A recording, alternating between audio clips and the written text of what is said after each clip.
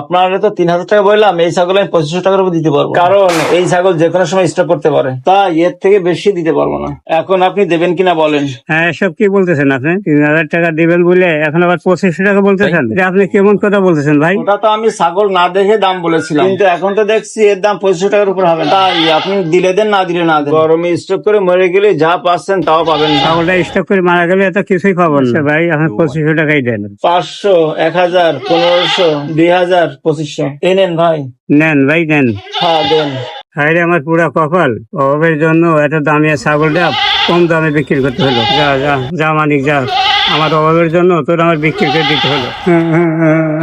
ঠিক এমনই ভাবে গরিব মানুষের শখের সম্পদ বিক্রি হয়ে যায় টাকার কাছে। শোনেন মোস্তফা সাহেব, এদিকে আসেন। জি বলেন। যা বলি মনোযোগ সহকারে শোনেন। জি। এখনই কিন্তু আমাদের ব্যবসা করার সুবর্ণ সময়। এখন যেহেতু প্রচন্ড গরম পড়েছে, সকলেরই